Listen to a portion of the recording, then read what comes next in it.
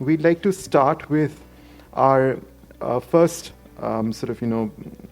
presentation by Venuji from Niti Aayog, and he'll be talking to us about Niti Aayog and EEE's new report, which is on the scenarios towards Viksit Bharat and Net Zero, and particularly insights from the buildings sector. So can we have, Jerry, can you help us put Venuji's slides up, please? Not this one. It's the PDF.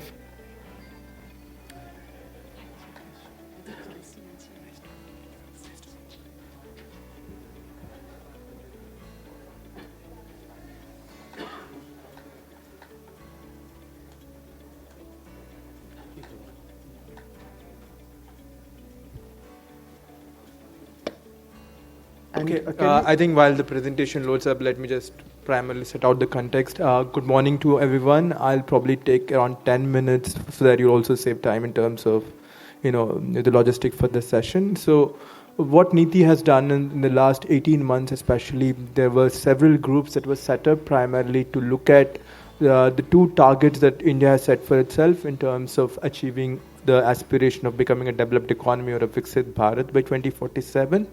And also our COP26 commitment of becoming a net zero economy.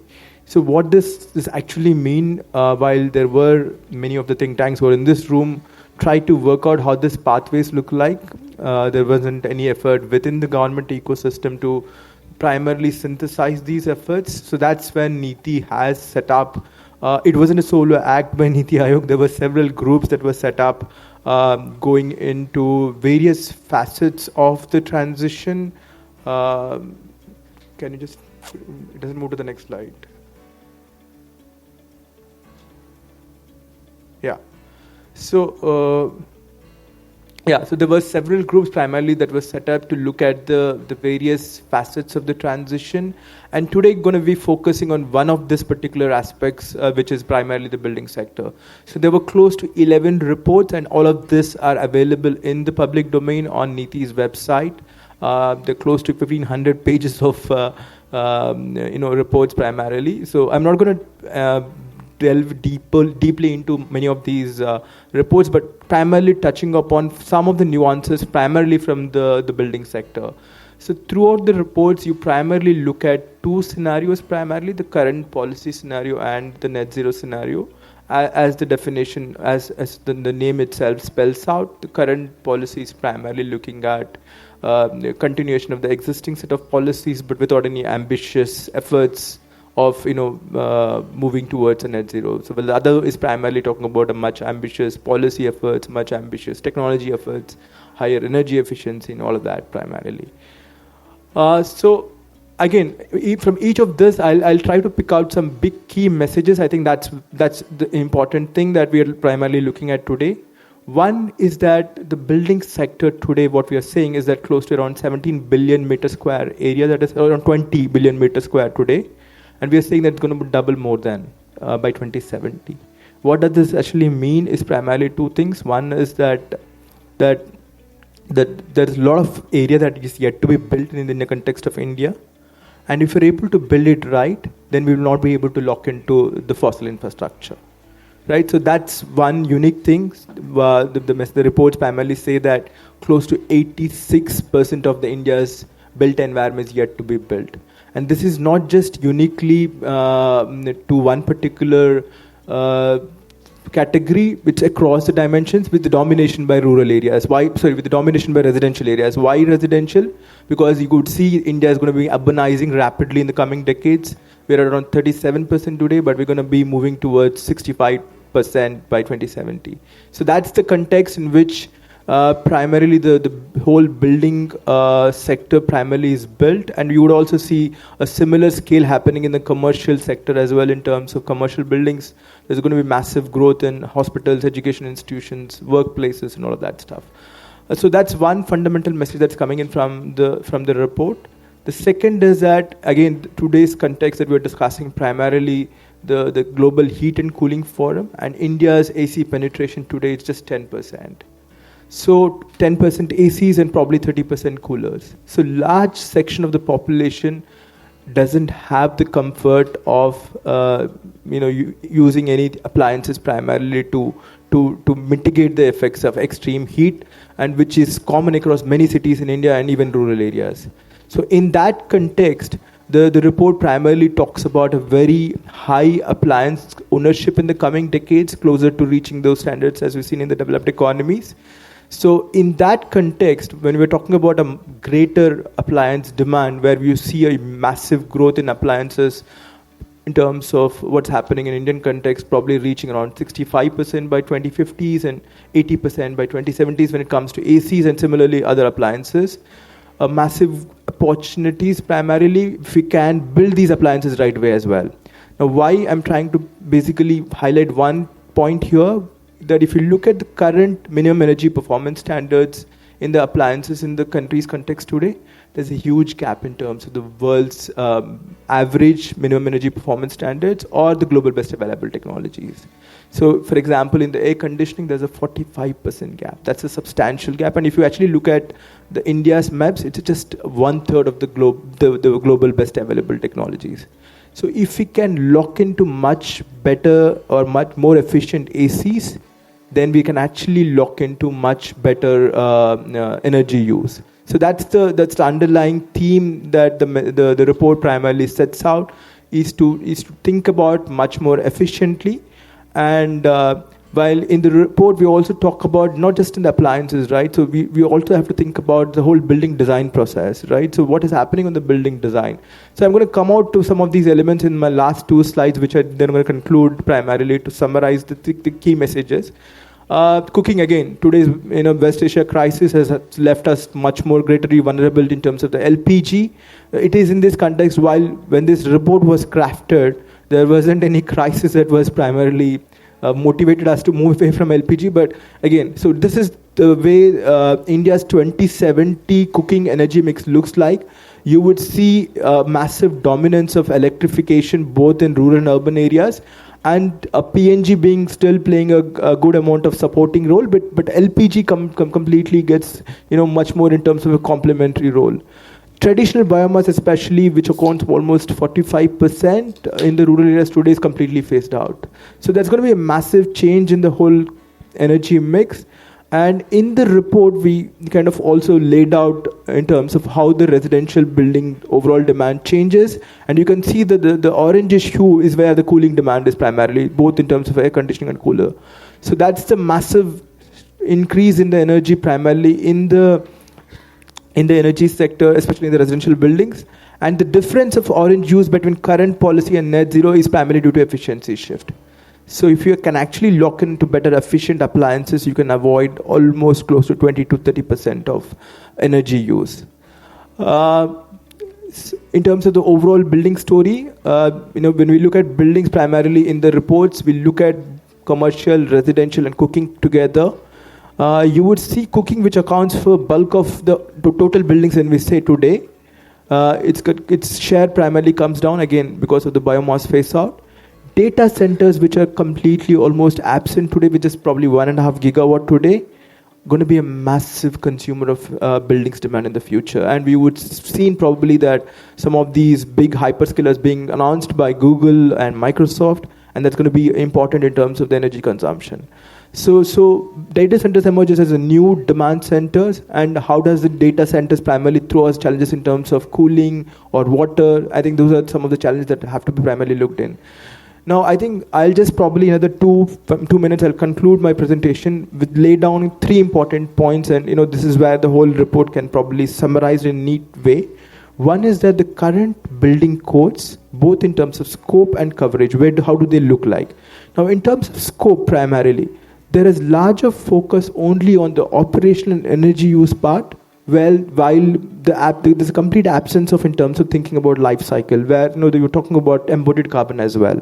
So this is where the building codes needs to be expanded to include some of these elements as we go forward.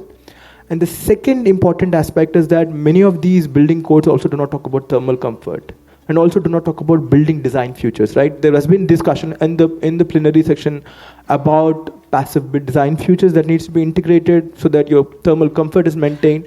So these are some of the elements that the building codes at this moment do not address. So that is one of the fundamental thing that we're saying, that it has to be primarily looked in when we are talking about the future primarily. Second, in terms of coverage, while most of the building codes apply to less than 1%, with probably coverage also, as I said, less than 1% suboptimal. How do we expand the coverage both in terms of the residential and commercial sectors? So that's in terms of the building codes. There's a complete need for relooking both in terms of scope and coverage, and the complementarity is the enforcement machinery. The enforcement machinery at the state primarily remains a very weak link. There are manual process involved. There are automation in some states. I think there are examples where there is some good headways made in terms of how do you automate these processes, how do you build a data repositories. But again, across the ecosystem, if you look at the Indian context, the enforcement machinery remains weak. Then there are no penalties for non-achievement, right? So, or for non-achievement of many of these targets.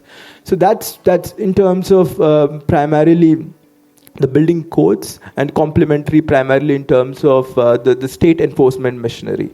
The second biggest thing that I already, and in terms of the appliances, there is a good scope for upgrading some of these appliances standards, not just in ACs but across all the other appliances. And while we do these efficiency upgrades, it's also important to look at in terms of what is happening to the supply chain of these materials primarily. So if you look at air conditioning or probably some of the future technologies like heat pumps, are we depending on global primarily to meet some of these technologies primarily for the capital goods? Or can be manufactured them in the Indian context. So that's important primarily in terms of the appliance context. And my last point, and this is where probably I'll just conclude, is where most of the building data that is available in India today is very fragmented and sparse. So when we set out this ambitious efforts to map out how building sectors looks like in 2047, 2070, or probably in other interim years in between, we were primarily stuck by severe data gaps across many sectors within the buildings. So I think this is important for us to think about how do we address some of these data gaps as an ecosystem, to players, to contribute, stakeholders together contributing to this ecosystem. How do we address these data gaps? So I think this is where our recommendations primarily sum up, primarily looking at new and existing and what are the systemic enablers, obviously addressing some of those concerns that I flagged. So let me just stop here. Akash, back to you. Yeah. Thank you, Venuji.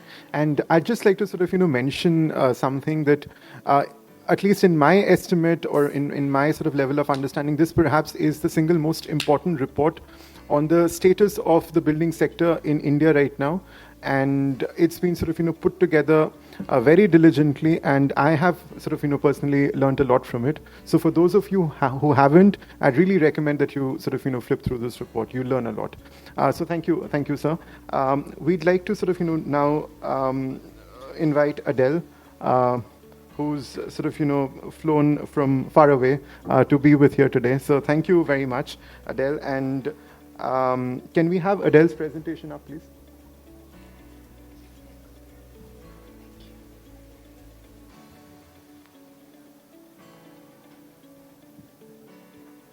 Thank you. Yeah, thank you. Is it on? Yes. Yeah. Good. Thanks. It's a real honor to be here today. Thank you for the invitation. And that was really interesting. I'm looking forward to reading your report. I want to hear what you have to say about what I'm about to talk about. You can tell from my accent, I'm American. So most what I'm going to talk about today, a lot of my work has been focused on the United States. But I hope that some of the lessons that I've learned through my work are translatable, and following along the theme of the conversation this morning, I've already learned a lot, and I hope to bring back more knowledge to my colleagues back home. So I want to just set the stage, and I'm also going to try and keep this to about 10 minutes, so my apologies, I'm going to be flipping through slides pretty quickly, but I can make the slides available if they're of interest afterwards. I'm both a licensed architect. I also hold a doctorate in public health, and that's sort of an unusual combination, at least where I come from. I work at the intersection of climate change, health, and the built environment. And what I'm going to talk about today is some of the work that I've done applying public health methods and data to the design process.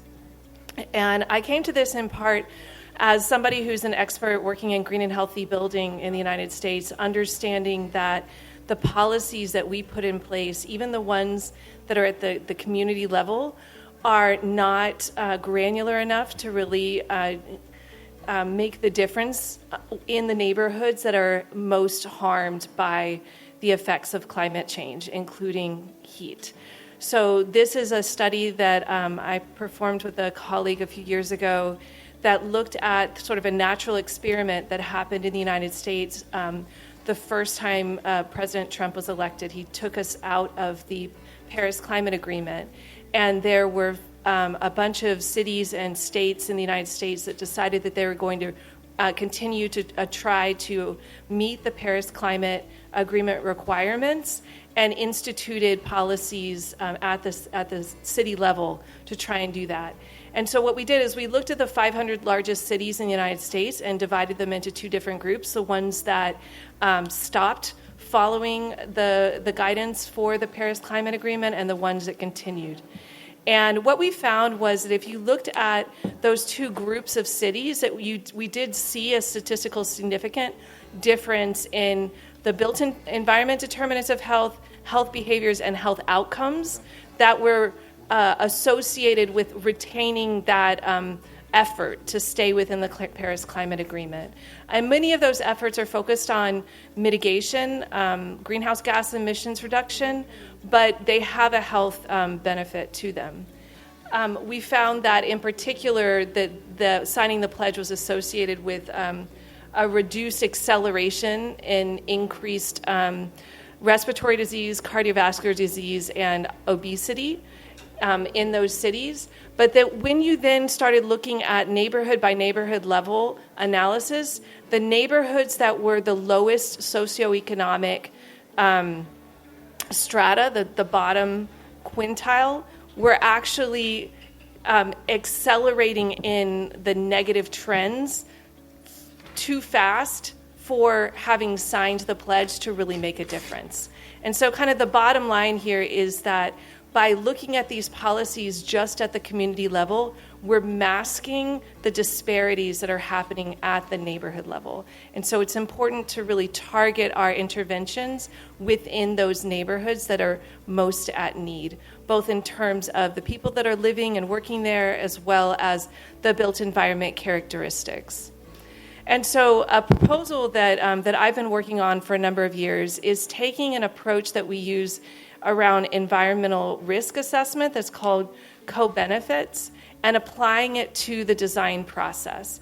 A lot of the time what we, and I think we even saw that a little bit in the previous presentation, that we have a tendency to kind of set up our regulations and our rating systems so that it's kind of, we do one thing with the goal of getting one outcome. I'd say today if you want to talk about, putting on a white roof and hopefully that will reduce exposure to heat. Well, actually, anytime we design anything, it's going to have multiple impacts. And so it's important to kind of think through beforehand, what are the goals that we're trying to achieve, and are there a subset of amongst the options that are available to us that would bring us the greatest co-benefits for all of those, or at least most of the goals that we're looking for. So this is just an example. I'm not expecting you to actually be able to read it, but to just give you an idea that you start out with a list of many, many design and operation strategies, and you can see that they can be beneficial for a number of different climate change related hazards, whether it's extreme heat or flooding or cyclones or air pollution, et cetera. And then we look for kind of pathways that can kind of pull together a number of those strategies to achieve more of the goals that are the proposed outcome. And because the need is contextual, it's important to find a systematic approach that will lead us to making that contextual decision, so that we're all taking the same approach, but that the outcome is specific to the place. And so you can see an example of some of these design strategies that are pretty typical that we use a lot in the U.S. for decarbonization and other types of green and healthy building strategies. And in my book, I've kind of created this crosswalk that shows how those design strategies have evidence base to providing protection around more than one thing. So like if in this conversation we're talking about heat, well, we might talk about heat to the conversation earlier about, from the meteorologist about, well, let's think about heat and also cyclones. And a lot of the time the power will go out during a heat event, right? So doesn't it make sense to design our buildings to recognize that when the power goes out in that event, that we're both protecting people from the wind as well as the heat? And then on the right-hand side, you can see some of the chronic disease and mental health conditions that can also be supported through those exact same designs. And the way that I look at it tends to kind of think about the scale of impact. So the slide before was looking at specific to the building design. This slide is looking at a few of the design strategies that are pretty typical, looking at making changes in a campus or neighborhood setting, and then at the community scale.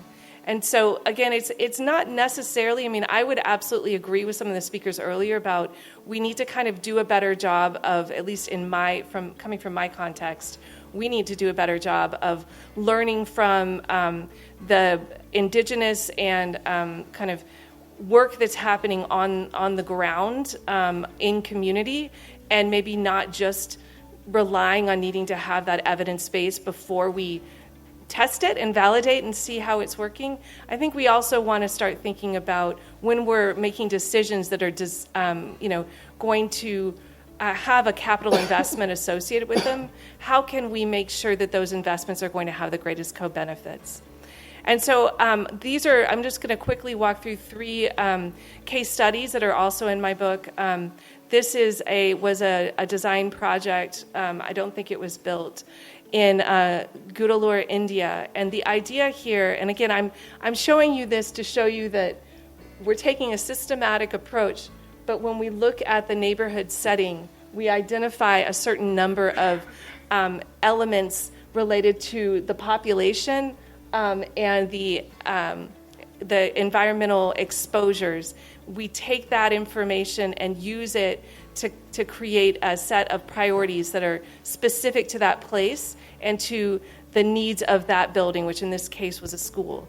And so the idea in this climate and with this group of students was, creating a setting where they were using as much passive strategies as possible to provide shading and natural ventilation to go through the building. They also had indoor-outdoor classrooms. And the goal was essentially to protect the students and the staff from exposure to heat, but also to reduce exposure to indoor air pollution and to support the mental health of the students, all using those same design strategies. This is a much larger project. This was built in Hong Kong. And it is a very complex project. I'm not going to talk about the whole thing, but it's a building as part of a university. And you can see here that extreme heat was listed as one of the elements of the neighborhood that were important. But because of the complexity of the project and what the goals of the activities in the building, they didn't actually include extreme heat as one of the main environmental health priorities.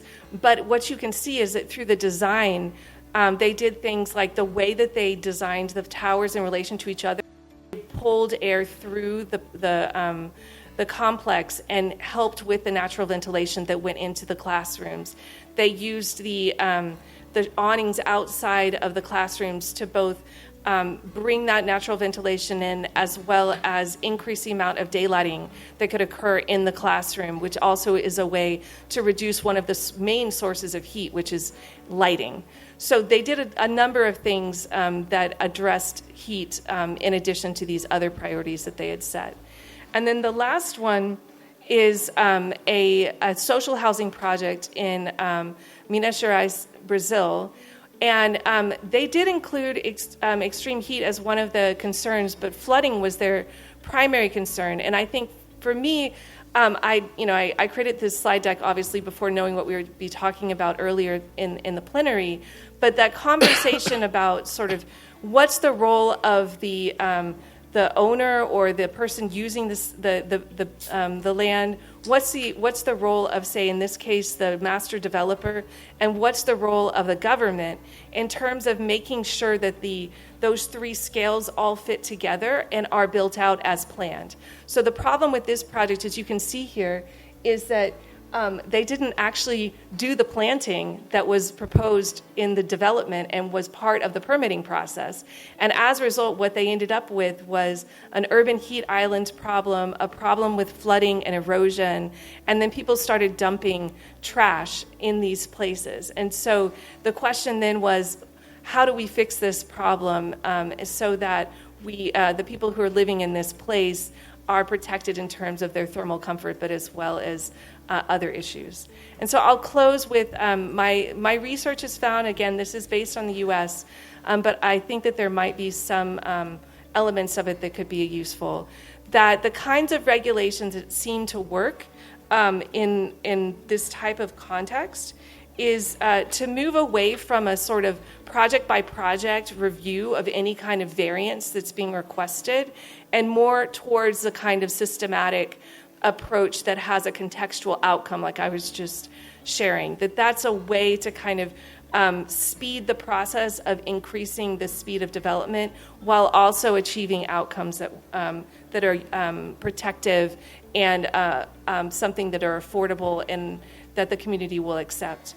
The other is that in the U.S., we have a tendency to gather a lot of communications and community input at the beginning of the process of building out these plans and regulations, and that can then lead to a sense of lack of trust, because at the end of the day, the community doesn't see how their input ended up in the regulation. And so what we found in our research was that it's important to actually do things like annotate in your final regulation, this is what the community said they wanted here, this is why we have it here, because that whole process might take 10 or more years. And maybe there are even different people living in the community by the time the regulation is in force. It's also an acknowledgement that these settings and regulations are really meant as living documents and need to change in response to changes in context. And then finally, in the U.S., the way that a lot of the changes that occur when there's a problem or when the community doesn't like what's happening is it puts all the burden on the community to stop a development. And what we found was that, in fact, it can feel a little bit scary to start out with this kind of co-developing multi-stakeholder process, but that if that's the way that the process starts from the beginning and moves throughout, that can actually make it possible to build trust and to bring that combination of data and some of the lived experience that we heard about during the plenary into a setting that has guardrails and is data-driven. So I'll stop there. Thank you, Adele. In fact, this is the book she was referring to. This, of course, is my copy, but I'm happy to sort of lend it to you to flip through if you wish to. Thank you very much. Satish ji, I think in a room that is about sort of conversations about the building sector, he needs no introduction, so that saves us a few minutes. Satish ji, over to you. He has a presentation, after which he's very kindly agreed to moderate this roundtable. So, thanks Akash, and thanks Venuji and Adele for those presentations. I will have some questions for you after the session because we are pressed for time. But very quickly, I would say that AEEE, I'm the Executive Director and President, and we have been working in the area of like thermal comfort, cooling, built environment for almost 17, 18 years. And I think one thing that I just want to quickly say that there were 3 initiatives that AEEE was involved in the last 12 to 18 months. And all 3 initiatives gives me and our team at AEEE, larger team, immense satisfaction because we think these are not run-of-the-mill projects. We are looking at, I think, some of the implementation projects. Venuji talked about the sectoral insights on buildings. I'm going to talk about an affordable housing project that we did with World Bank. Abhijit Shankar Ray, he is not able to join. He was supposed to be presenting with me, so I think he has fallen sick. So just wanted to let you know. And third thing that I want to say is that the data piece, I see a lot of movement and traction happening at the government level, at the MOSPI, at Ministry of Environment, Forest and Climate Change, and at Bureau of Energy Efficiency. So I think those are some really good things that the research community has asked for. So let me jump into this presentation. So this is a presentation which has come out of the work that AEEE and IDSPL. I see Rajkumar sitting there. Kanagraj has not been able to join. I think so. We did for the World Bank, and this was to look at the suitability of all the homes that are getting built under the Pradhan Mantri Awas Yojana, which is the housing for all program, a very ambitious program. And let me just give some numbers to put things in context. Over the last 10 years, there is a direct subsidy disbursement of close to about $60 to $70 billion under the Pradhan Mantri Awas Yojana. 3 to 4 times of that money has come from the savings of these people who are very poor and extremely vulnerable to disaster and heat-related events. And so the total number is about 250 billion, which translates to roughly about 25 lakh crores that India has put into this project of this magnitude. This is the ultimate blind spot, I think, for people who are working in the built environment. There is hardly any technical supervision that is happening, but the importance is that about 50% of the 1 billion square meter that India is building every year today is happening in affordable and low-income housing. And the implication of that on, I think, low embodied carbon, because a lot of cement, steel, bricks are actually getting used in this particular segment. So I'm going to again flip through, as Adele said. This is like the thing, we won't have the time. But the idea was that how self-built affordable housing under PMAI scheme can be strengthened to enhance climate resilience and energy efficiency for India's urban and peri-urban poor. This was the problem statement that World Bank came up with, and we worked with many of the government entities as we went along with architects, along with, I think, the rural community that was building these kind of homes. So on the right-hand side, you see, I think, what the overall methodology was. These were the 6 areas where this project was focused. It was Guntur in Andhra Pradesh. It was Lucknow in Uttar Pradesh. It was in Jodhpur in Rajasthan. It was in Guwahati in Assam. It was Bhubaneswar in Odisha. And it was Bhopal in Madhya Pradesh. These cities were selected so that we can do about 60 household surveys in each of the 6 cities, which were very detailed survey, detailed questionnaires, along with visual inspection survey in terms of how the buildings are getting constructed, what are the shortcomings, what are the building materials, all that was captured in this. So what were some of the, so this is like very quick summary what I was talking about. This just gives a very quick glimpse of, I think, what kind of typical construction that was happening. The main point is that RCC frame, the column, beam, and roof structure was the predominant structure. That is the preferred method of construction. But the quality of the construction was not good. There is not an architect or an engineer who is involved in the construction of these houses. Government gives about 1.5 lakh of rupees to each of the beneficiaries, and they are supposed to build these homes, I think, using the local masons and others. There is, on paper at least, there is a quality check that is supposed to happen at each of the construction milestone, like when the foundation is cast, when the lintel is there, and when the roofing is done. But I think there are areas that can be strengthened. So very quickly, so what are some of our key observations?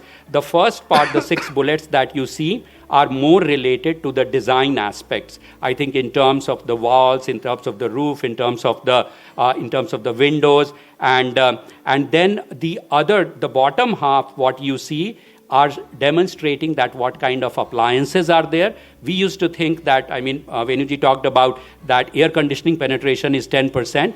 We were thinking that at least I think ceiling fans will be 100% penetration, but even ceiling fans are not 100%, I think, in even the rural home. So the cost effectiveness and the cost benefit, I think, of any intervention that we are asking, I think from a policy perspective, whether I think if we want to try to make these homes disaster or climate resilient, is very, very, this is the most price sensitive, I think, the audience that you can think of. And then there are some structural observations that are also listed on the, so what are some of the key findings? And this is important because if you can look at it, that AEEE went into this project thinking that we are going to be focusing on climate resilience. But it turned out that structural resilience became the most important parameter. And that's what I think was the most important thing, because they said that we want our house to be safe, to be strong, so that it doesn't sort of like, the roof doesn't sort of fly away in cyclones, and I think in earthquake, the structure doesn't collapse. So I think those are some of the things that you see here, I think, and better safety, security, privacy, roofing,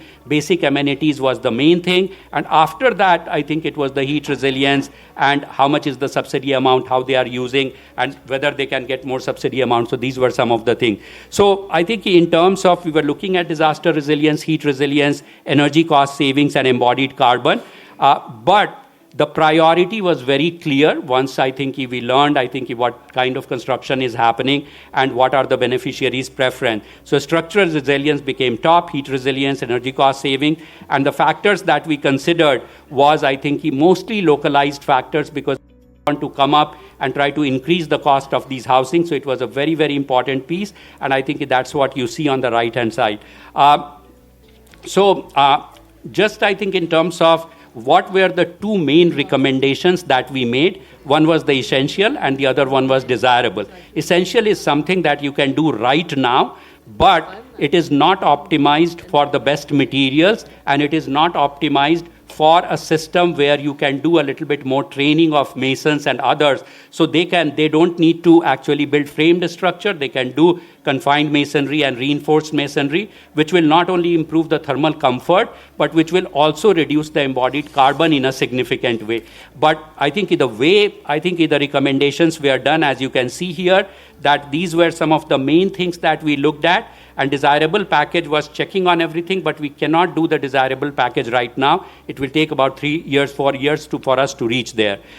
These were some of the interventions. I'm rushing, I'm sorry about it, but the presentations can be made available. And I think for details of this project, you can get in touch with the AEEE or the World Bank team or the IDSPL team. These were some of the heat resilient strategies, sort of like the shaded veranda and I think smaller windows that you see here. The cost piece was that if you are actually going to use the essential package, cost came out a little higher.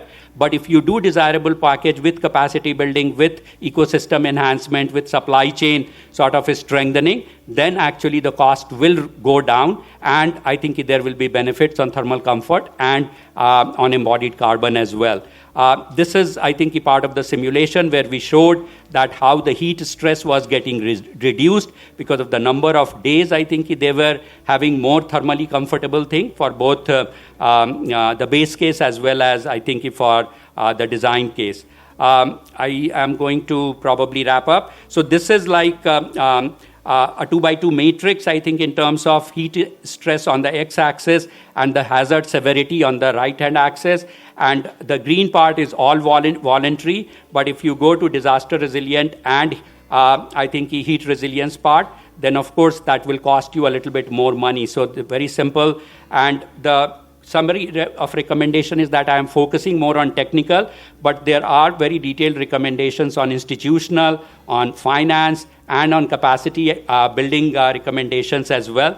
I think these things will be there. Thank you very much. And sorry, I was a little bit rushed, I think, as I was going through the presentation. No, not at all, sir. In fact, apologies from my side because the inaugural plenary sort of, went over time. But thank you very much for the presentation. We'll now sort of request Girisha from Ashok Bilal Architects. Ashok sir himself couldn't be with us here today. He's elsewhere. But just Ashok sir and World Bank team and IFC team, They are equally responsible for guiding this project. This is, in my opinion, probably one of the top 3 projects that I have done. The impact of this project can be so significant at the national level and probably at the global level. Great. Thank you, San. And we're glad that we got to hear a little bit about it. Girisha, over to you. Thank you. Thank you so much. Good afternoon, everybody. I feel very fortunate that I had wonderful speakers set the context before me, so I will not go into the details of that. I am representing a project which was led by the Global Buildings Performance Network, GBPN, which was implemented in partnership with Ashok Bilal Architects, my office, Monash University in Australia, the Indian Institute of Public Health in Gandhinagar, and Green Tech Knowledge Solution, who we are seeing Prashant Bhanware from today joining us in person. Our project focused on, first and foremost, defining what health means for affordable housing in India.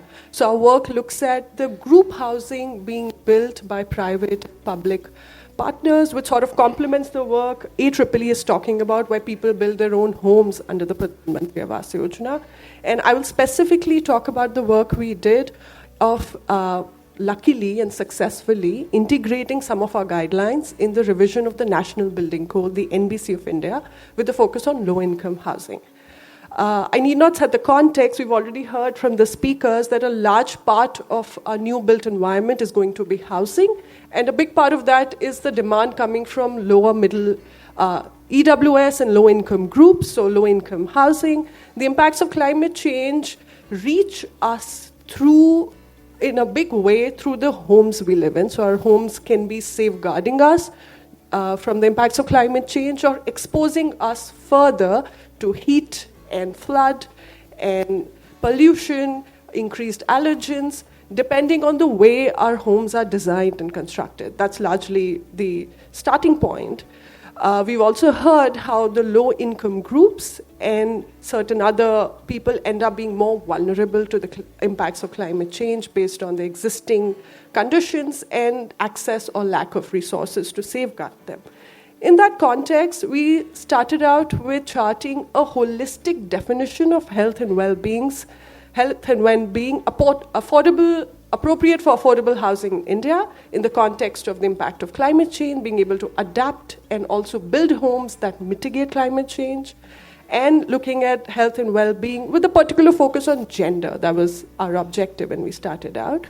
Our idea was to put forward recommendations for the design and construction of group housing, cluster housing, that not only protect people from climate change, but also co-benefit, as Adele mentioned, climate change mitigation. So you're also building resilience, curtailing cooling energy demand, and minimizing embodied carbon of construction. We started out with fieldwork across 4 group housing projects, existing built projects in Gujarat, during the peak summer of 2022.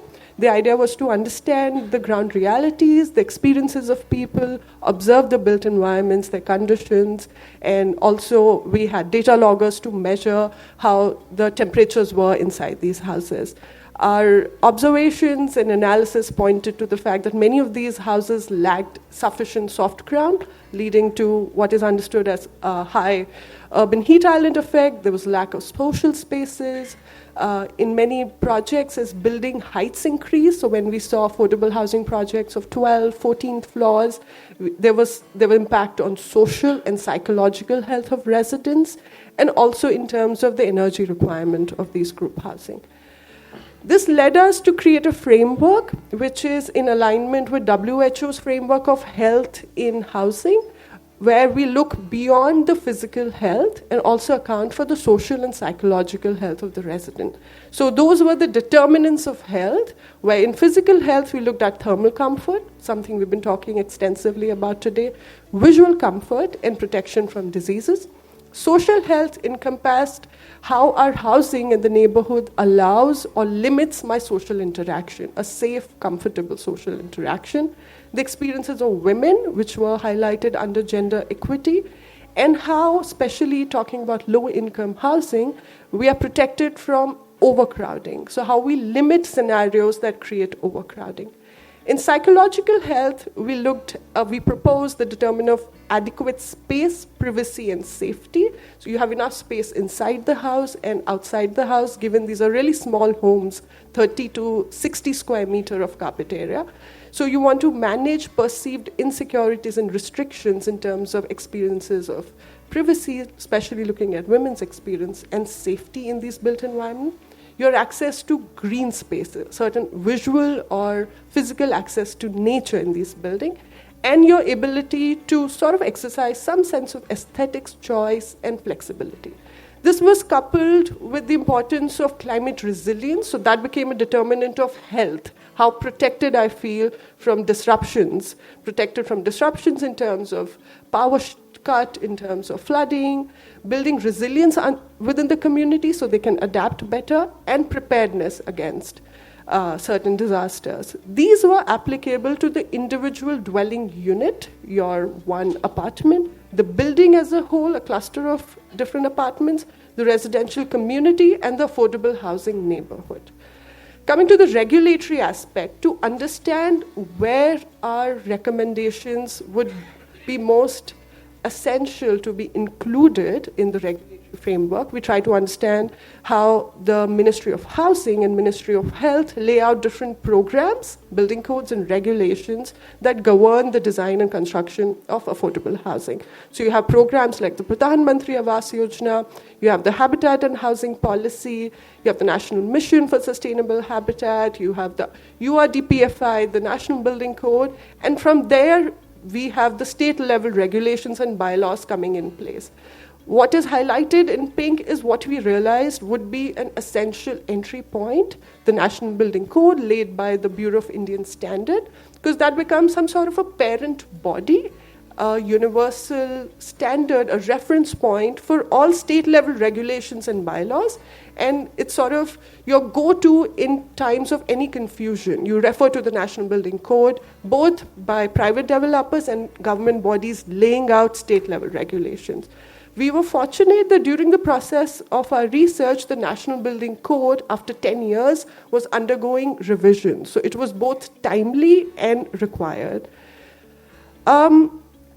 Before getting into the National Building Code process, I'll just briefly take you through our broad guidelines for health.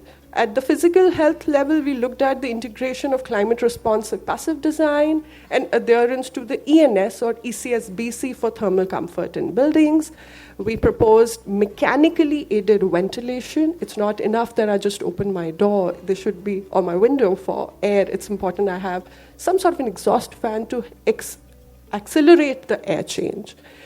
We propose an integrated window design. How do I design my windows so that I have sufficient daylight, but not too much heat gain, but I'm also protected from mosquitoes, but I also have air tightness when I want to protect myself from the extreme cold or hot outside. And something we've heard a lot about today is mandating roof construction with reflective coating and insulation. For visual comfort, we talked about diffused daylight and an external shading system that helps me modulate it so that when it's too hot or too much glare, I can restrict that as well. For protection from diseases and pollution, we talked about on-site drainage, a buffer between affordable housing location and high pollution artilleries.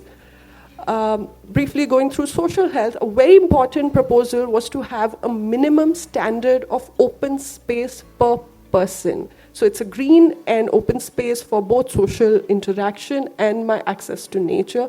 And please note it's a per person requirement, not as the practice is where you only allocate 10% of your site to open space no matter the density you're accommodating. Then we had a few more recommendations for women. Another important recommendation was to limit the FAR to 1.75 for the purpose of social and appropriateness, to limit crowding, and to make environmental sustainability in the building possible. We also propose limiting densities to 250 dwelling unit, 250 homes per hectare, again to avoid overcrowding. Another important and a difficult one was to limit the building height to stilt plus 4 stories as a fundamental requirement. In psychological health, again, we talked about minimum standards for space inside the building, open space outside the building, and provisions for flexibility. Finally, talking about resilience, the idea proposed was to protect habitable spaces and essential services, your water storage, from contamination during flooding, to provide on-site renewable as a backup, as an on-site energy supply in case of disruption, and the provision of resilience center. And finally, the provision of emergency water storage at the community level, again, to meet requirements during periods of disruption. This is work by Green Tech Knowledge Solution. Before integrating our recommendations into the National Building Code, we tested their feasibility and how they need to be adapted to different contexts on the ground. We worked with a private builder in Mysore, and we realized for the climate of Mysore, you don't really need insulation on the roof. So that is very important to see. It's not a one-size-fits-all solution for a warm, humid climate where temperatures are not extreme. Your most essential integration is ventilation to ensure you're evacuating the heat inside the house, and you don't need to insulate your walls and roof because that is instead trapping the heat inside. On the other hand, in the context of Surat, which was our second design charrette with the municipal corporation, it was more important for us to sort of remove the heat from, not allow the heat to get accommodated. So again, your openable area of the window became very important. To stop the direct heat gain became very important. And very low to no cost solutions such as just resizing your windows more appropriately, having shading outside was sufficient and you didn't need insulation.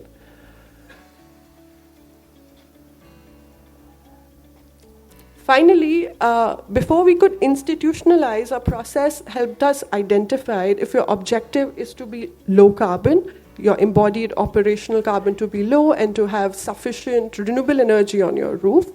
If your objective is to be affordable in terms of your cost of construction, cost of operation and maintenance, and if your objective is to safeguard the health and well-being of the residents, your most important lever is a regulation for building height and density, as your embodied carbon and your operational carbon for common services depend on your building height and density. Your social health, psychological health depend on your densities on site, and your cost also depend on how tall you're going. That became a key lever.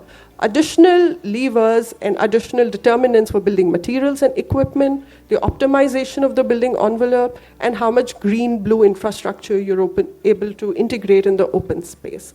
Finally, we were able to participate in 3 review committees of the National Building Code. Part 3, which is the development control regulations, Part 8 on lighting and natural ventilation, and Part 11 on approaches to sustainability.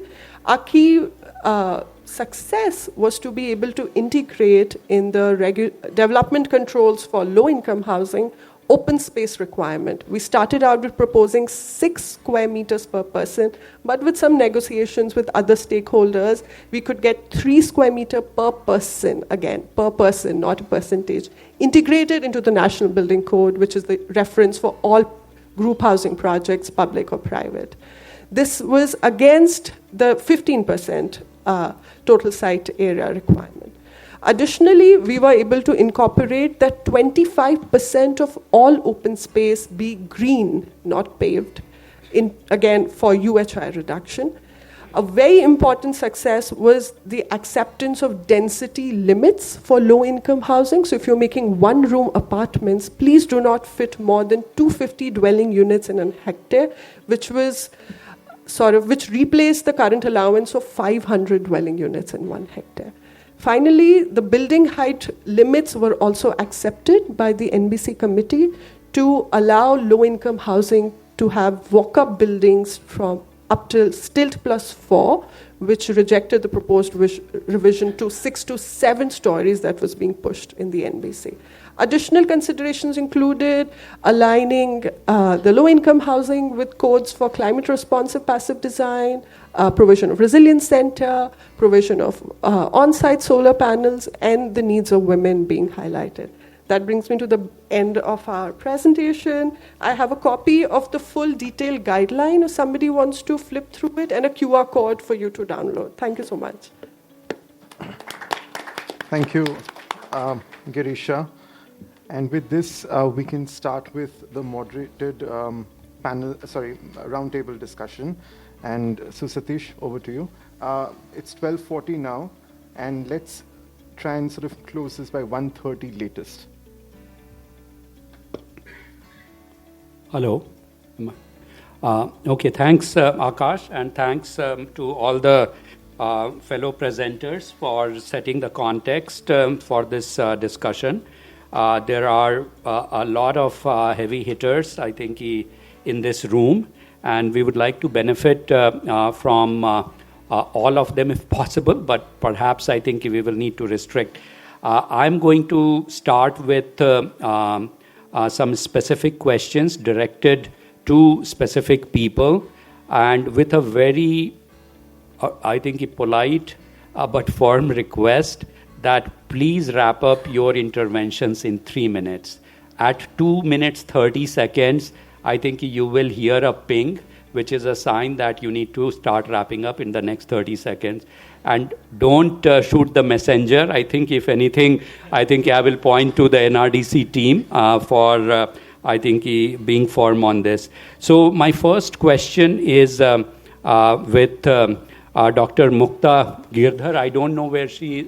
Okay, madam, to you. She's part of the Delhi Disaster Management Authority. And based on some of the questions and discussions that are happening, although disaster resilient is a much, much wider and bigger topic, but in the context of the built environment, and specifically in the context of heat stress, if you can share some of your perspective, especially because Delhi is right, I think, at the focal center of, I think, many of the things that are happening in the country and globally. If you can share, I think, what Delhi government is doing and what some of the things that you have for some other states as well. Thank you.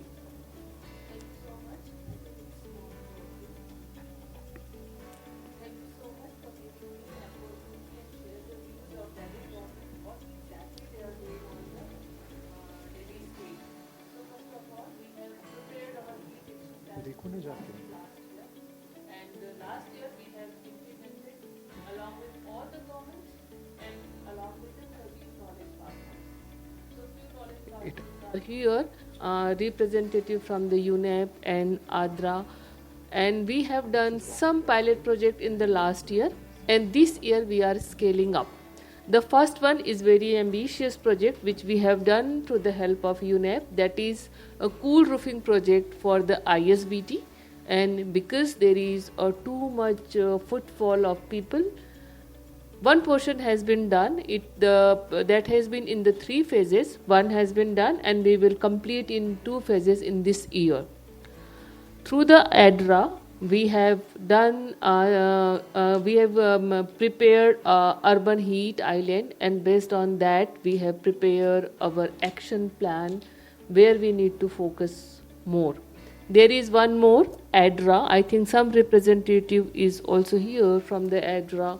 That we distributed a cool roof jacket to a few of traffic police officers and the laborers to see whether this will helpful in the traffic area during the heat, and that is successfully implemented. We also installed a cool drinking water cooler. It is a high-end technology. One is in the Delhi Secretariat, one is in ISBT, Nehru Place and Shalimar Bagh, and through which people can have a very good quality of cool water along with the do's and don'ts that reflects on the screen and all those things. We have done some white cool roofing in some slum area of cool roof.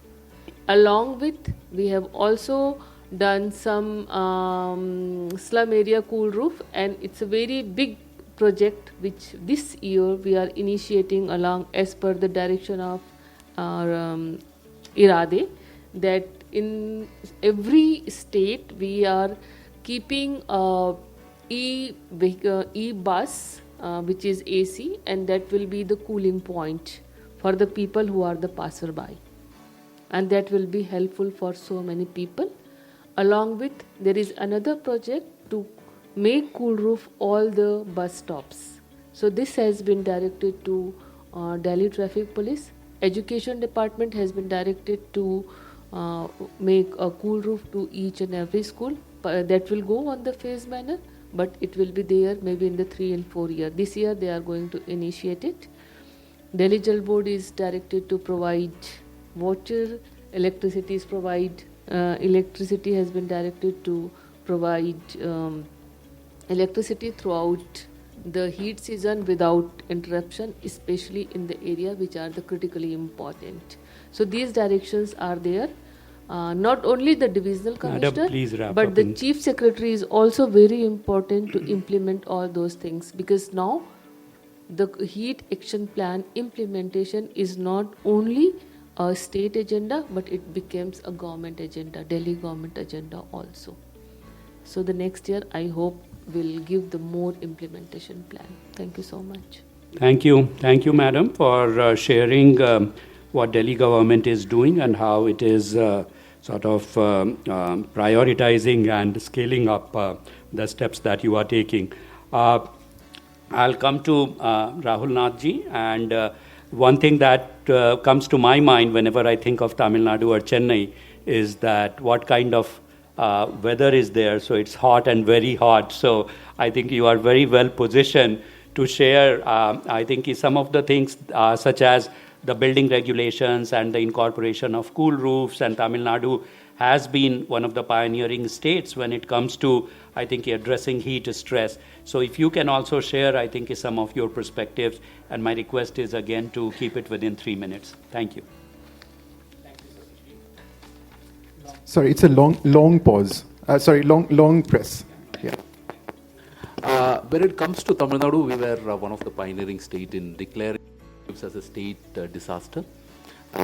So as of now, we have providing ex gratia, which is at par with most of the disasters. So it was set as a precedent, and even in the recent Finance Commission reports also, this was appreciated. When it comes to passive cooling guidelines, we were one of the initial starters in publishing the Tamil Nadu Building Passive Cooling Guidelines, where Dr. Lal was a major contributor. And we are also coming up with that guideline soon. Unfortunately, because of the elections, we couldn't push it through. It consists of a set of around 28 passive cooling and sustainable building materials technique, which were submitted to the Public Works Department and Housing Department. And one of the major impediments which we saw was the inclusion of these materials in the schedule of rates, because as you all know that in government setup, if anything has to be procured, it has to be specified in the schedule of rates. So this was one of the first things which we are going to do. A center of heat excellence was set up in the Tamil Nadu Green Climate Company with the support from British High Commission, UNEP and WRA. And they are the nodal institution for heat risk analytics, policy support and demonstration projects. The Tamil Nadu State Planning Commission has also completed block-wise assessments of all the 389 blocks, which will link the land use and land cover change to increasing land surface temperatures.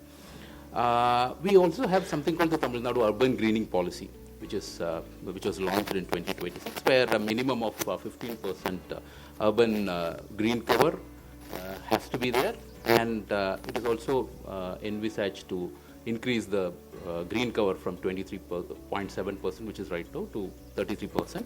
Coming to the pilot projects, we have undertaken a project similar to Delhi, which is called the Cool Roof School Program, where around 300 green schools were selected. The green school was another program by the Tamil Nadu Green Climate Company, wherein the climate resilience strategies were adopted.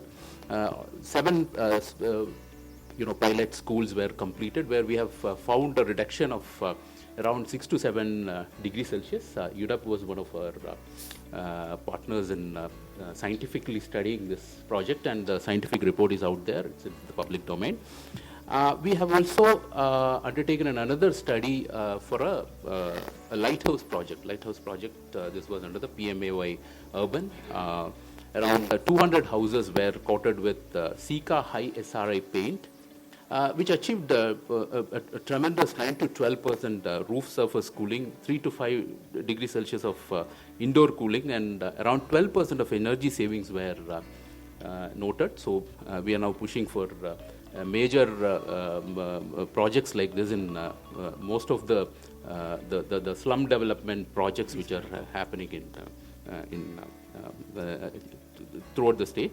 Another thing which we are undertaking is the retrofitting of the government hospitals, where we have found out that it is bringing a lot of benefits to us. Indian Institute of Human Settlement is also one of our partners who is also helping us with this. And finally, what we understand is the stakeholder partnerships and training is one of the important things. So we have undertaken a massive training workshops for all the builders, planners, and resident welfare associations to kind of disseminate all these informations. And we have also started a certification called the Lifestyle for Climate, which is similar to the IGBC or LEED standards, which is a little bit of a subnational level kind of a certification, which will enable most of the buildings to adopt these technologies. So these are some of the initiatives which are taken. Thank you. Thank you, Rahulji. It's very encouraging to see the states taking some leadership.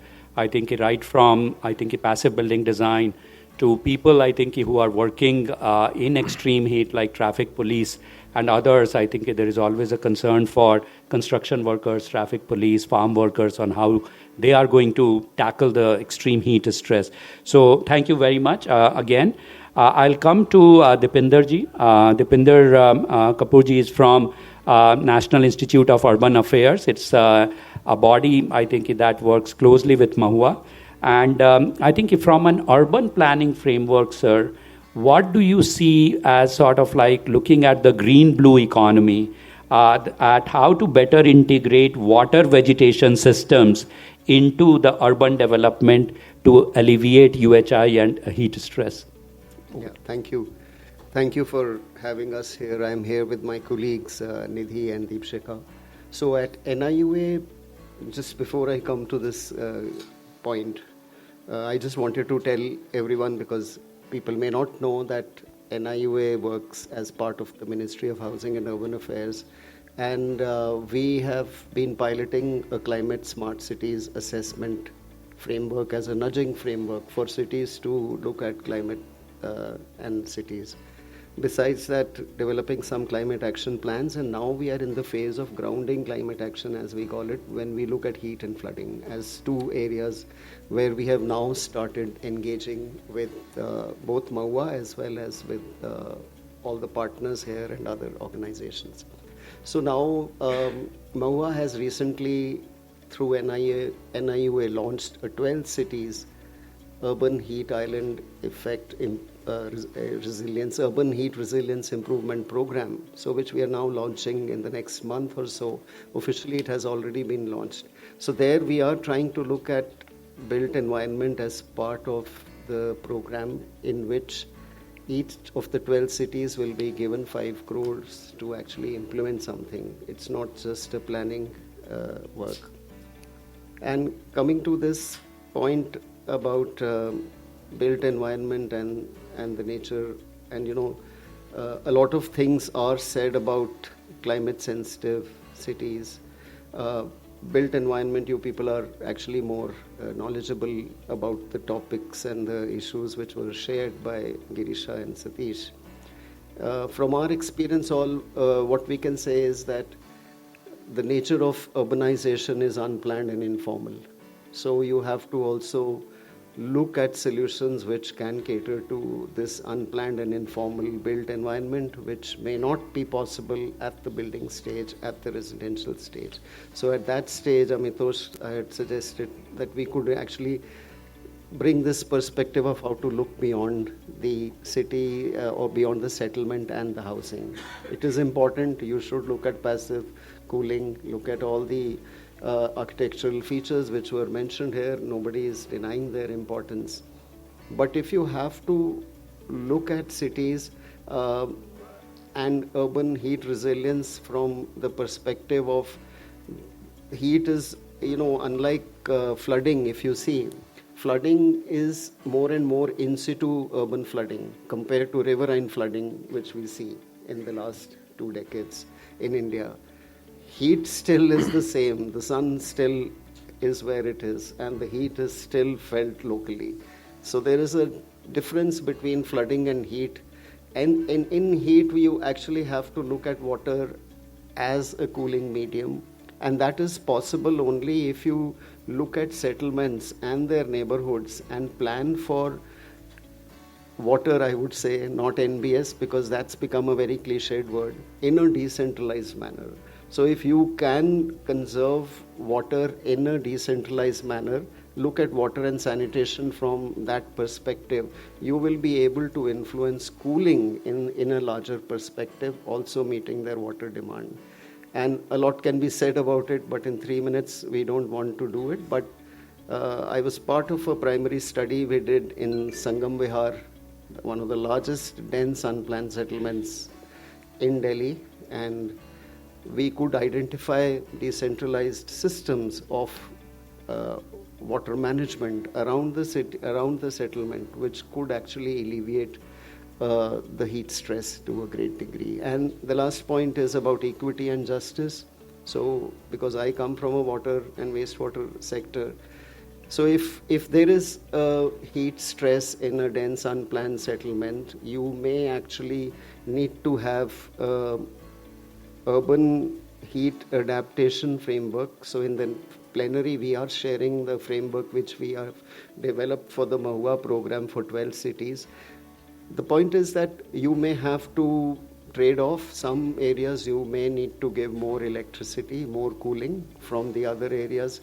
So there is this equity and justice issue which is there in water, is also, I think, much more there in heat. And there is a long-term perspective of planning which has to be, it's not just coping, but you have to look at a long-term strategy. We will present that in the afternoon. Thank you so much. Thank you. Thank you, sir, for bringing the water issue. Of course, water and cooling and heat stress is very, very closely related. And together with that, the equity issue, because water, as we all know, that many parts of India are like water stressed. So I think that's another very, very important piece. So I'm going to move to Suruchi Agrawal. Suruchi is from the George Institute for Global Health India. And Suruchi, if you can talk about that, how do we start to elevate human health? There is a lot of discussion happening on, I think, heat stress and human health and well-being within built environment through planning and policy. Over to you, and again a request to keep it within 3 minutes. Thank you. Thank you so much, and thank you for inviting me to this particular forum. I would actually start by thanking Edil on bringing in the concept of public health researcher and architect together. So basically, we do see like there has been a dearth of such a combination, rare combination, at least in the LMIC context in the low middle income countries. And this is actually a very crucial thing which we see at the George, is a very crucial aspect that we need to bring in the entire story. So basically, while we see the built environment regulations as an architectural issue, it should be seen more from the policy health lens. And while like these are all infrastructure related issues, we see them more as a service delivery issue, the entire infrastructure issue. We have been implementing a project since the past 3 years in collaboration with the Imperial College of London. This has been funded by NIHR in UK. And over here we are working in one of the communities in Andhra Pradesh, where we are seeing how exactly heat is impacting heat stresses is impacting the health of the community. So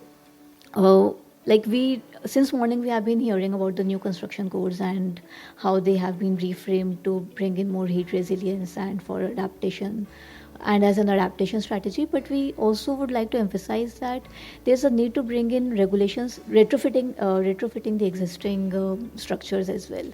So by this we mean most of us see that the homes that we are presently living in have been constructed either in the late 90s or somewhere in 2000s or maybe even before that. So most likely by the time we are to reach Viksit Bharat at 2047, homes that we are currently residing in would continue to stay. Our approach has been that we have been working with we have been like trying to see the lived experiences in the communities, and we have been working with the vulnerable groups, especially the migrant population, the elderly, women in unpaid domestic work, and we have been working with people with chronic diseases, because heat outcome is actually not just an issue which we see as the cooling effect, but we see the vulnerable population getting all the more impacted. And by vulnerable, we not only mean the ones who are informal workers or the migrants, but also people who are living with chronic illnesses. So the ones who are having respiratory issues, ones who it also impacts the pregnancy outcomes. It impacts the kidney, those who are having kidney stresses. It impacts the cardiovascular patients with cardiovascular diseases. It also impacts people with hypertension and other diseases. So basically, it's a comprehensive discussion, a comprehensive narrative, which actually impacts the entire health of the community, and not just a matter of how cooling and heat can be intertwined with each other. I know the time is up. I'll pause at the last comment that it actually is not it's not a local issue, but it's actually a global issue. When we are talking about Paris agreements, or we are talking about COP discussions, or perhaps when we are talking even about the SDGs, all of it is intertwined into the built environment regulations, because this is how the entire heat and health discussion would come into. Thank you. Thank you, Suruchi, for bringing the health perspective into this discussion.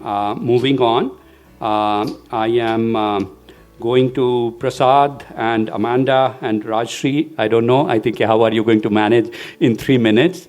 So whoever, Prasad, the question is that you have been involved, I think, with many of the curriculum level efforts, and currently directing Solar Decathlon India program. What, in your opinion, what are the kind of changes that are needed in education and the broader area of training and skilling to enable future architects and practitioners to design for heat resilience? You also have 3 minutes, Prasad. Okay. Okay, so it's the two of us. Yeah.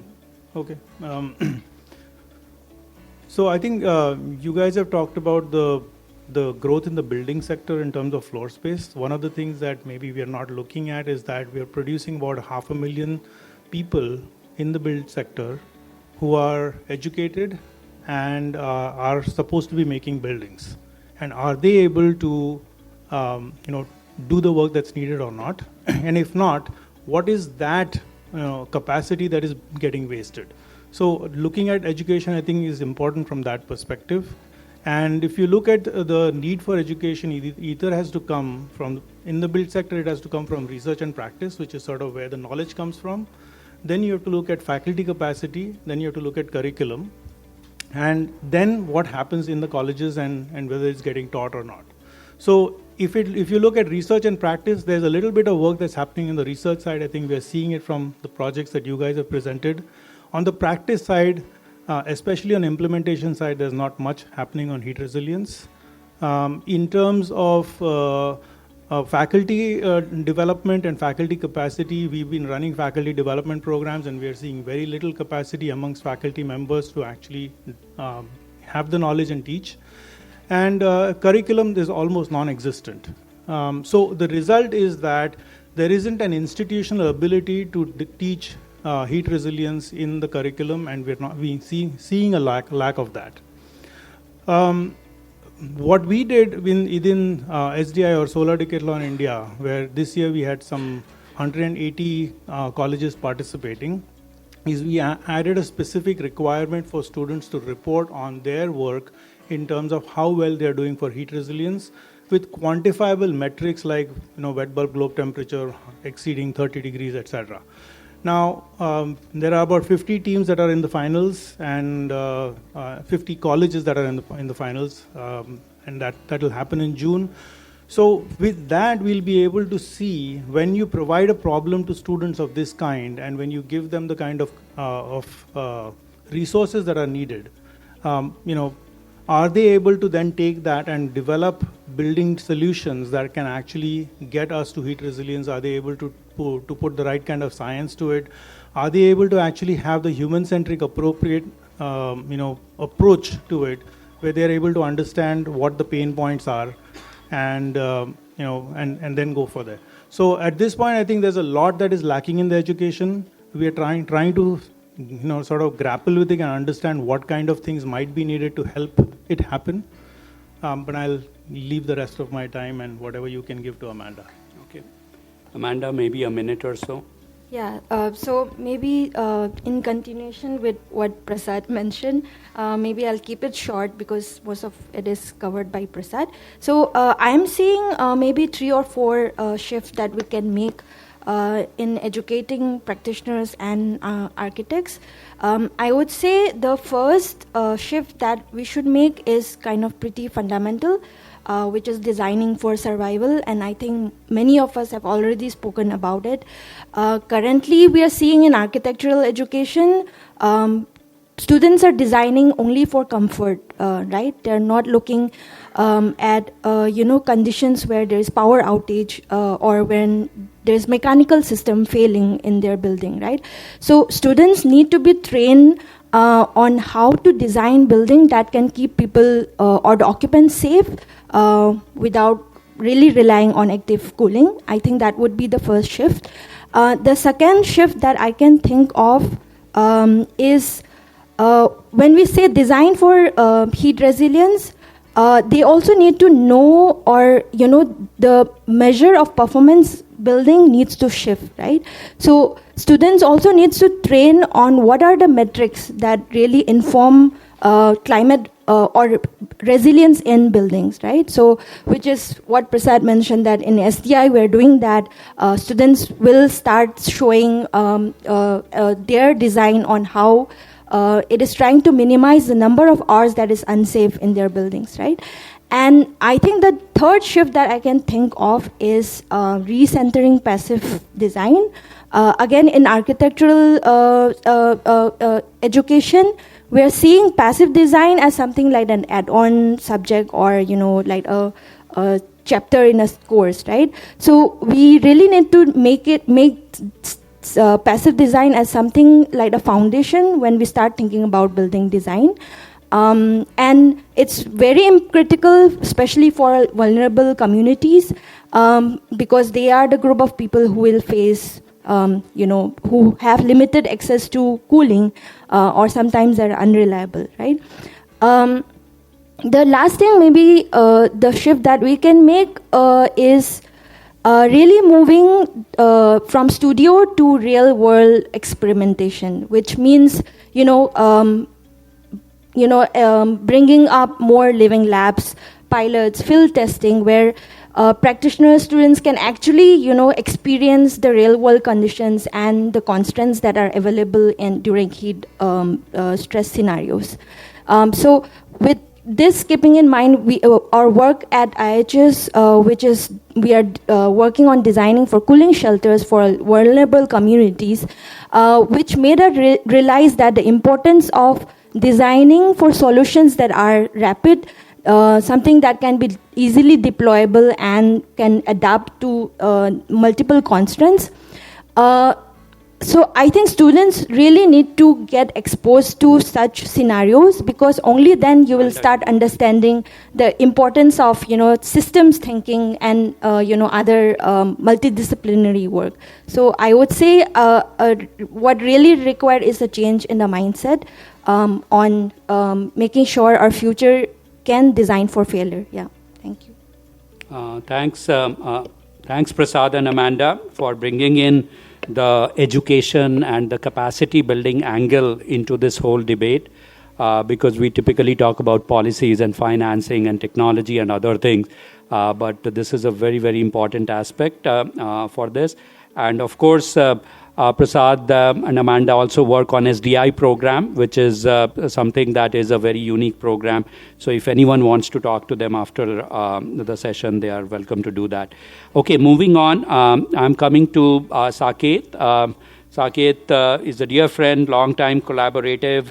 Also, I think, Saket, you have worked on many areas of energy efficiency, thermal comfort, but I know that more recently you have focused on communities and especially the integration of decentralized solar PV in enhancing heat resilience in vulnerable communities and affordable housing. So maybe I think over the next 3 minutes, if you can share, I think what has been your observation and finding to the larger group. Thank you. Yeah, thank you, Satish. I'll try to be brief. Rooftop solar, and if you can imagine, like all buildings in the city getting rooftop solar, it raises eyebrows amongst architects, urban planners, heat enthusiasts, right? Imagine whole black resurfacing. And this discussion I had with Vishal last night knocked off 4 hours of my sleep because he challenged some of my assumptions. So I think a couple of days ahead, I'm still going to lose some sleep. Anyways, so if what we are looking at is in the affordable housing community, which is like houses with 30 to 60 square meters of built-up area, which is largely under PMAY. Through our research and a few projects, we found that we can do zero-cost rooftop solar in this segment up to G+4. So if you have a G+4 30 to 60 meter square housing with rooftop solar, zero cost to the communities, you can get solar. What it does is it, from the heat perspective, provides a shading on the roof, which cools the surface, cools the top floor of the building. It cools the building much lower at night compared to even cool roof. Okay, so there are like a lot of benefits of shading the roof on top. Not only that, if you look at distributed solar on the roof space, it brings a lot more co-benefits, and one of them is the extra revenue stream, right? And we were able to design net zero up to 2030, 2035 energy consumption level. That means you are not only reducing the temperature, but you are enabling them, giving them capabilities to deal with this extra heat through a steady financial stream, and which I think is much better than giving them a unidimensional solution, say, of a cool roof, because then you are not giving them any additional capabilities to deal with their particular preferred response to heat, right? But income stream, they can choose to run a cooler or buy a cooler or put a fan or whatever, right? But that steady stream of about 1,000 rupees, 600 rupees a month over the next 20 years, they can choose to, however they want to address this without increasing their temperature. So you get the benefit. And the extra 1 degree contribution of the solar rooftop to the whole city, which may be there, and we did. I found a meta study of 30 cities for large scale rooftop solar deployment, and the maximum increase was from 1 degree to 1.5 degrees at the city level, right? Which is much less than all of us throwing out heat from air conditioners into the city, right?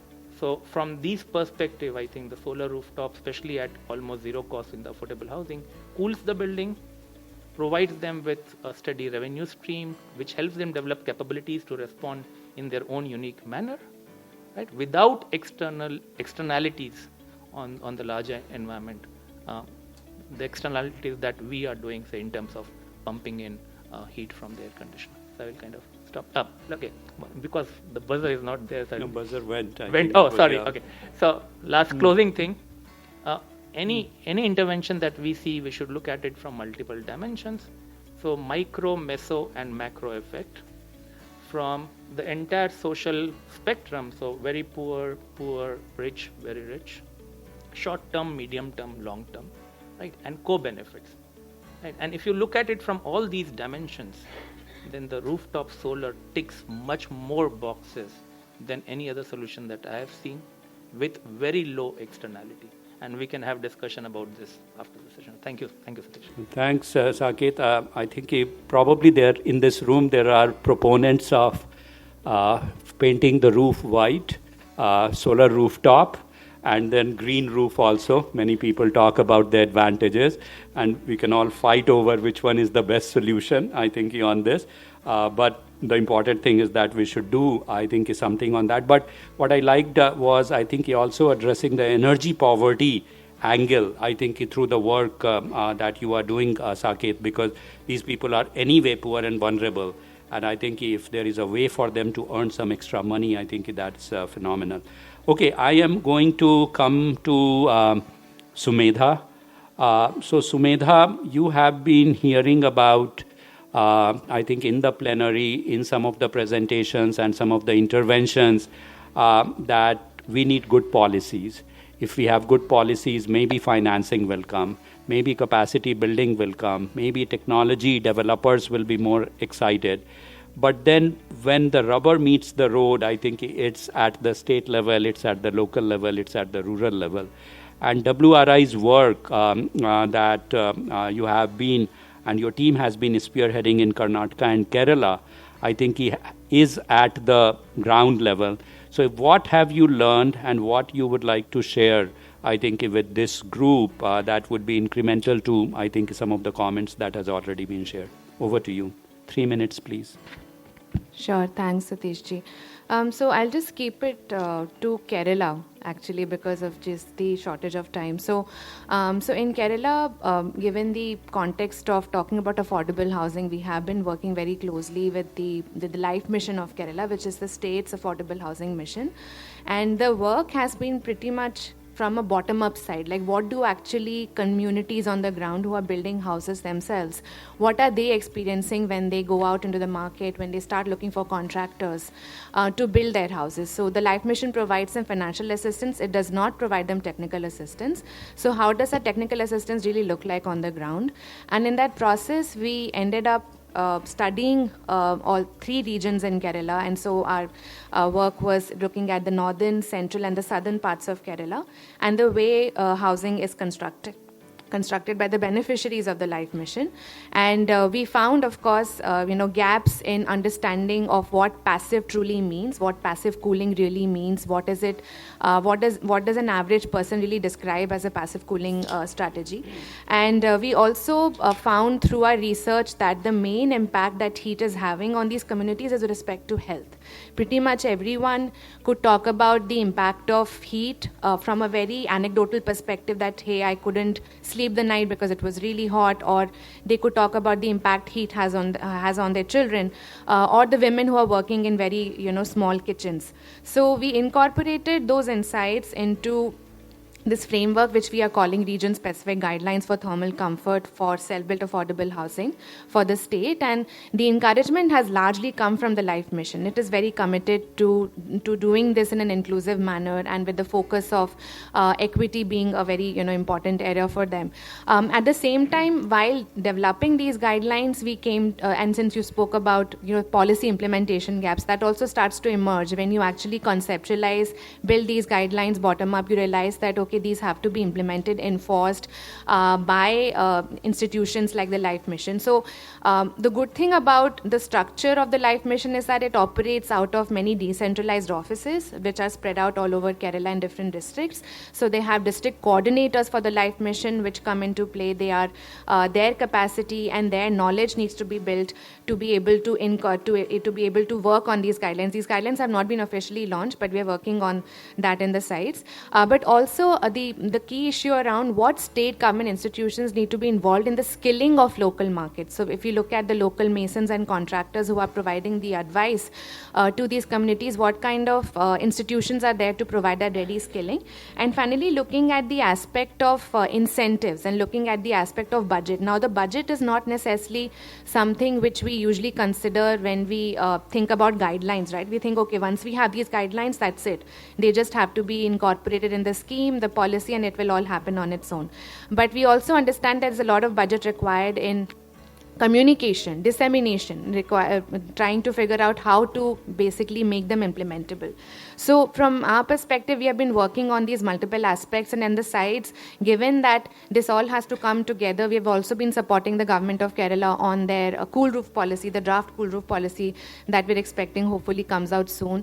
But also through the process of giving more importance to buildings, incorporating a section on the built environment in the state heat action plan, again supposed to be launched soon after elections by the Kerala government. But yeah, looking at multiple aspects together from a policy perspective.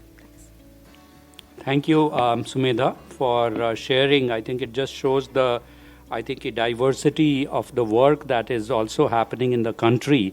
I think you see all these, I think, projects look very, very interesting, very important, and can have significant impact, I think, in terms of the magnitude of the problem that I think our country is facing on this particular topic.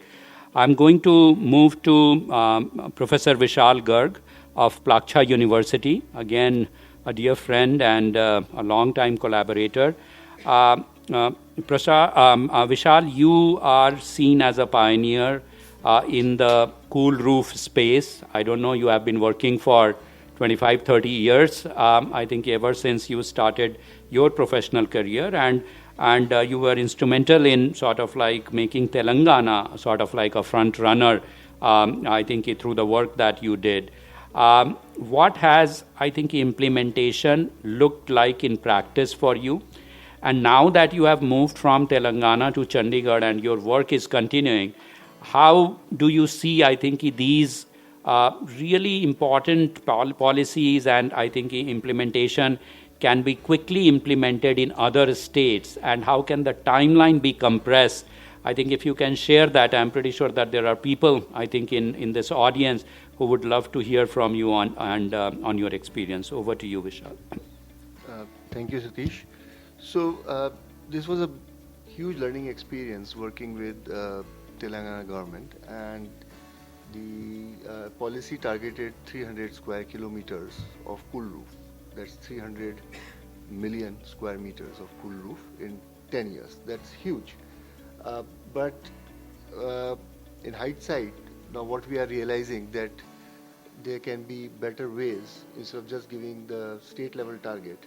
If there are targets at smaller level, like ward level, or something which is more manageable, so that people know there that this is their target, and that target should also be broken into existing buildings, new buildings, commercial, residential, so that people know this is what they are trying to achieve per year, and then they can see their progress.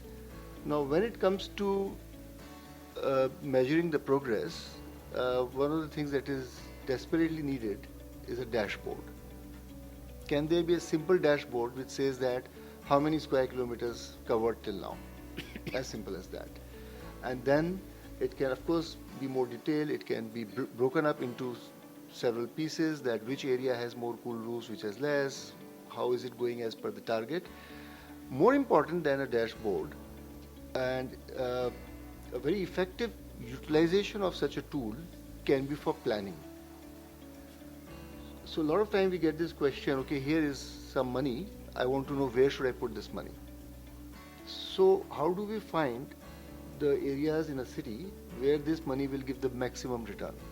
The return can be, if you find places which are hot, if you find places which have dark roof, and if you find places which have high density of people without access to air conditioning or cooling, then that is the maximum benefit area. So if a GIS platform where we can query, we can find out these spots and then help mobilize funds in these areas first, instead of just going and targeting a number across the city or across the state, then that will have much better impact. And that leads me to the question of impact. We need studies to measure and bring out the impact. These are big policies, a lot of money is being spent in awareness building, in actually implementation, but do we have a concrete evidence of what is the impact?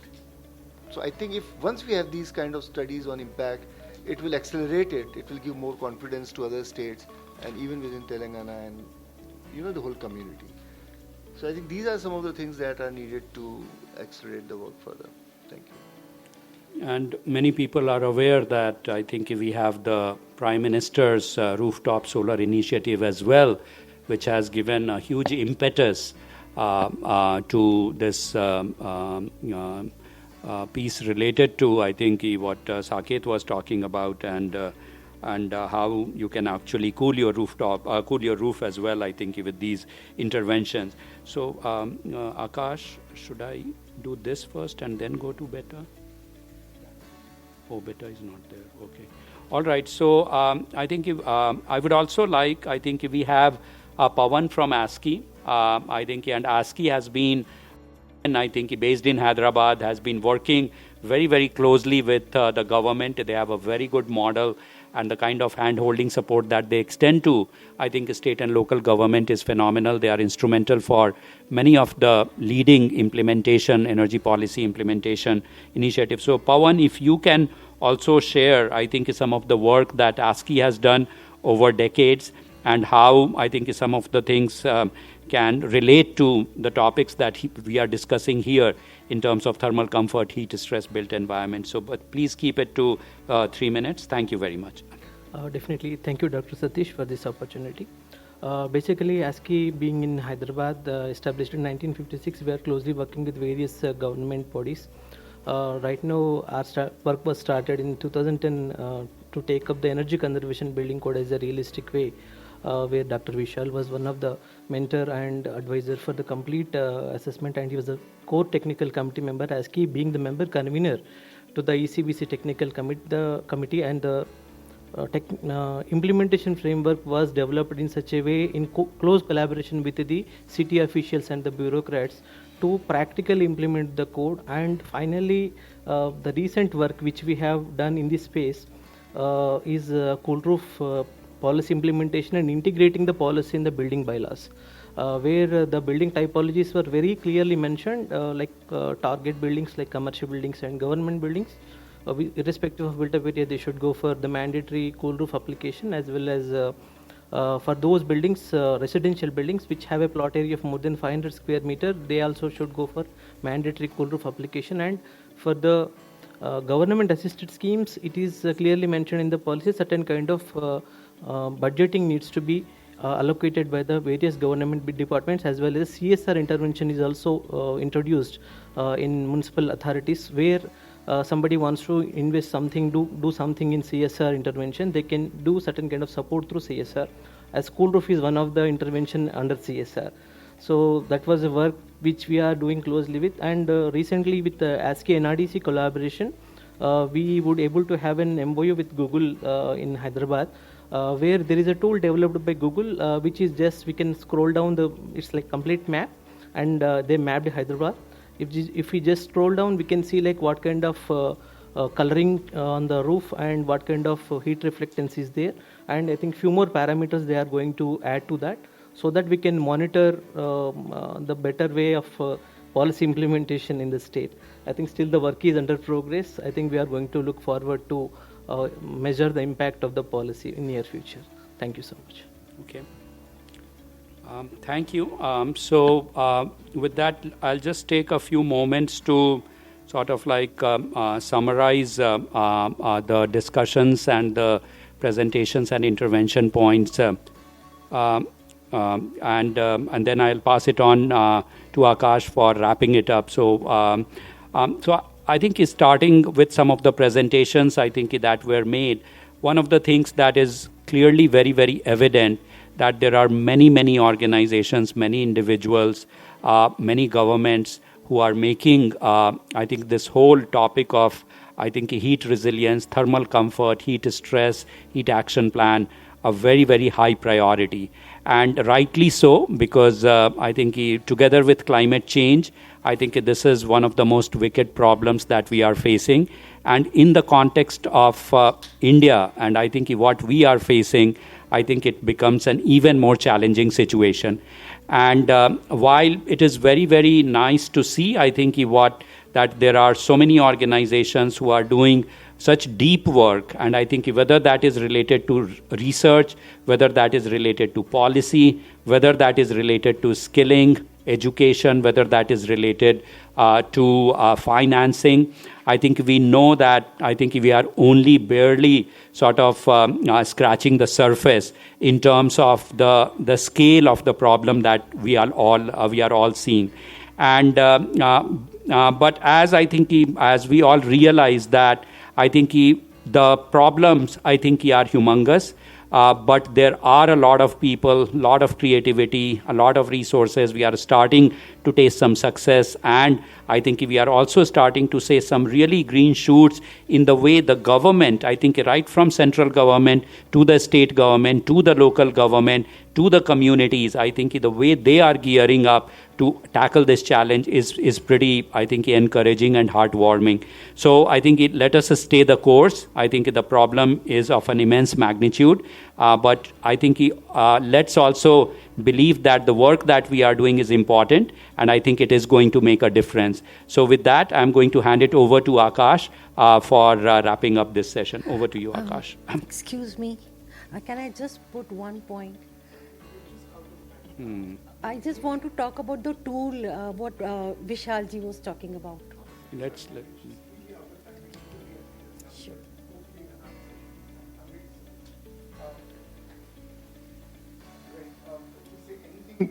Is this on? All right, thanks. Is to say anything intelligent after Satish ji and everybody else that has said, I think that's quite a tall ask. So I'm just going to sort of close by firstly apologizing to you that we had to truncate this session sort of significantly in order to make up for the time lost in the plenary. And I'm really sorry that we couldn't sort of take in comments and questions from the audience, ma'am, particularly to you. But I do hope that there is opportunity sort of in other sessions and outside of these sessions to interact with the speakers and the delegates. My sort of thanks to Ashok Bilal, Architects and AAA Alliance for an Energy Efficient Economy for thinking through with us for this session and for co-designing this session with us.